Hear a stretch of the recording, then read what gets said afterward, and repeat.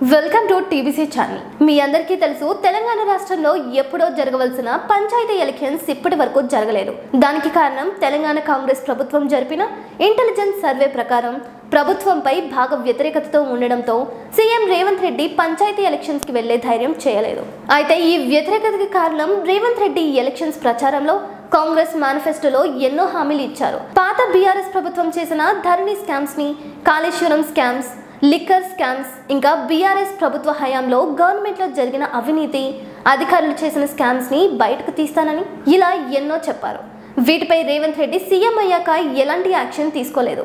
మరొక కారణం వచ్చేసి రైతులందరికీ రుణమాఫీ చేస్తామని, వైట్ రేషన్ కార్డులు ఇస్తామని, ప్రతి మండలానికి రెసిడెన్షియల్ స్కూల్స్ కట్టిస్తామని, పేదలకు కార్పొరేట్ మెడికల్ ఫెసిలిటీస్ ఇస్తామని, రోడ్లు బాగు చేస్తామని అనేక హామీలను ఇచ్చిన రేవంత్ రెడ్డి ముఖ్యమంత్రి అయిన తర్వాత బడ్జెట్ లేదని, పాత గవర్నమెంట్ మొత్తం అప్పులు చేసిపోయిందని ప్రకటించారు. ఇంకా గవర్నమెంట్ ఎంప్లాయీస్ విషయానికి వస్తే జాబ్ నోటిఫికేషన్స్ వేస్తామని, రిటైర్ అయిపోయిన ఎంప్లాయీస్ కి ఫైనల్ సెటిల్మెంట్ ని ఇస్తామని, పెండింగ్ ఉన్న టీఏడిఎల్ ను పే చేస్తామని చెప్పిన రేవంత్ రెడ్డి ముఖ్యమంత్రి అయిన తర్వాత ఇదే విషయాలపై ఎంప్లాయీస్ డిమాండ్ చేస్తే నన్ను కోసినా కానీ ఏమీ రాదని, ఖజానా మొత్తం ఖాళీ అయిపోయిందని ప్రకటించారు. అయితే ఇదే రేవంత్ రెడ్డి ముఖ్యమంత్రి కాకముందు ఎన్నో హామీలు ఇచ్చినప్పుడు రాష్ట్రం అప్పుల్లో ఉందని, ఇన్ని హామీలు ఎలా తీరుస్తారని ప్రశ్నించిన మీడియాకి మా కాంగ్రెస్ ప్రభుత్వానికి ఫైనాన్షియల్ మేనేజ్మెంట్ ఎలా చేయాలో తెలుసని, కేసీఆర్ తిన్న సొమ్ముని కక్కిస్తామని చెప్పారు. అయితే ఇవన్నీ మర్చిపోని తెలంగాణ ప్రజలు, ఎంప్లాయీస్, జాబ్ నోటిఫికేషన్ లేని స్టూడెంట్స్ రేవంత్ రెడ్డి ప్రభుత్వంపై తీవ్ర వ్యతిరేకతతో ఉన్నారు. ఇది గుర్తించిన CM Revanth local body elections జరిగితే ఓడిపోతామని ఇప్పటి వరకు వాయిదా వేస్తూ వచ్చారు. అయితే ఇలా మరొక 3.5 సంవత్సరాల వరకు వాయిదా వేయడం కుదరదు.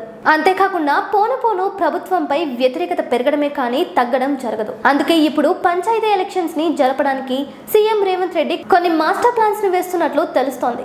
ఇప్పటి వరకు సొంత పార్టీ ఎమ్మెల్యేలకు అందుబాటులో లేని సీఎం రేవంత్ ఇప్పుడు మీ నియోజకవర్గానికి ఏం కావాలో డిపిఆర్ పెట్టుకుని రండని, అందరినీ కలుస్తామని ప్రకటించారు. అంతేకాకుండా ఇకపై ప్రతి నెల 2 కేబినెట్ మీటింగ్స్ ఉంటాయని చెప్తున్నారు. లోకల్ బాడీ ఎలక్షన్స్ ని దృష్టిలో ఉంచుకుని కొత్తగా కేబినెట్ లోకి మంత్రులుగా తీసుకున్న వారిలో గెడ్డం వివేక్ మాల, అడ్లూరి లక్ష్మణ్ మాదిగా, వాకిటి శ్రీహరి, మృదురాజ్ క్యాస్ట్లకు చెందిన వారికి మంత్రి పదవులు ఇచ్చారు. అంతేకాకుండా తెలంగాణలోని ప్రతి కాన్స్టిట్యున్సీకి 3500 ఇందిరమ్మ ఇళ్లను ఇస్తున్నట్లు ప్రకటించి, ఇల్లు లేని కొందరిని గుర్తించి లాటరీ పద్ధతిలో సెలెక్ట్ చేసి వారికి ఇళ్లను కట్టుకోవడానికి ఫండ్స్ ని కూడా రిలీజ్ చేశారు. అయితే దీనిలో కేంద్రం నుంచి వచ్చిన ప్రధానమంత్రి ఆవాస్ యోజన పథకం కూడా ఉంది. కానీ రాష్ట్ర ప్రభుత్వం ఆ విషయం చెప్పకుండా ఇది పూర్తి ఇందిరమ్మ ఇల్లని ప్రకటించింది. ఇళ్లతో పాటు ధరణి ద్వారా గల్లంతైన భూమిని, అలాగే సాదా బైనామా రిజిస్ట్రేషన్స్ ని ప్రారంభించడానికి విలేజెస్ లో రెవెన్యూ మీటింగ్స్ జరుపుతున్నారు.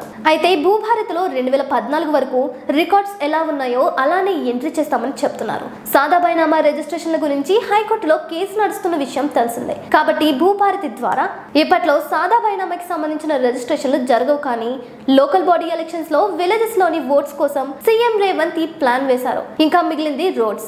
వీటి కోసం తెలంగాణ కాంగ్రెస్ ప్రభుత్వం హైబ్రిడ్ యాన్యుటీ మోడల్ HAM పద్ధతిలో పబ్లిక్ ప్రైవేట్ పార్ట్నర్షిప్ ద్వారా రోడ్డు వేసే కాంట్రాక్టర్ 60% పెట్టుకుంటే 40% గవర్నమెంట్ ఇచ్చేలాగా ఒప్పందం చేసుకోవాలని చూస్తున్నారు. ఇప్పుడు సీఎం రేవంత్ చేస్తున్న ఒక్కొక్క పనిని అబ్జర్వ్ చేస్తే మొదటిది, తెలంగాణలో కాంగ్రెస్ గవర్నమెంట్ వచ్చి 18 నెలలు దాటినా బీఆర్ఎస్ చేసిన ఒక్క స్కామ్ ని కూడా నిరూపించలేకపోయారు. స్కామ్ లో ఉన్న ఒక అధికారిని కూడా అరెస్ట్ చేయలేకపోయారు. సాదా బైనామా రిజిస్ట్రేషన్ల కేసు హైకోర్టులో ఉండడం వల్ల రిజిస్ట్రేషన్ చేస్తామని చెప్పేది కూడా పెద్ద అబద్ధం. అలాగే ఇందిరమ్మ ఇళ్ల విషయానికి వస్తే ప్రతి విలేజ్ లో కేవలం 100 మందికి ఇలా అవసరం ఉంటే కేవలం 10 నుంచి 20 వరకే గవర్నమెంట్ శాంక్షన్ చేసింది. మిగిలిన వారి కోసం మరో దశలో చేస్తామని చెప్తున్నారు. కానీ ఇప్పటికే గవర్నమెంట్ దగ్గర ఫండ్స్ లేవని చెప్పిన సీఎం రేవంత్ రేపు లోకల్ బాడీ ఎలక్షన్స్ అయిపోయాక నిజంగా ఇల్లు కట్టిస్తారా? ఇంకా రోడ్స్.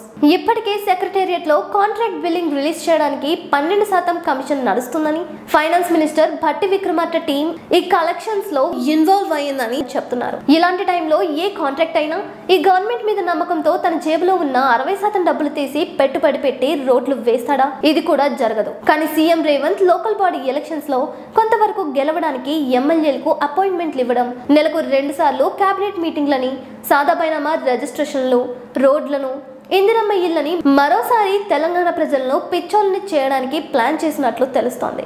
లోకల్ బాడీ ఎలక్షన్స్ లో తెలంగాణ ప్రజలు ఎలాగో మా ఊరికి రోడ్లు వస్తాయని, మా భూములు రిజిస్ట్రేషన్ అవుతాయని, మాకు వైట్ రేషన్ కార్డులు వస్తాయని, కొన్ని ఇల్లు ఇప్పుడు మరికొన్ని నెక్స్ట్ టైం లాటరీలో వస్తాయనే ఆశతో ప్రజలు ఓట్లు వేస్తారని సీఎం రేవంత్ రెడ్డి ఈ హడావిడి చేస్తున్నట్లు తెలుస్తోంది.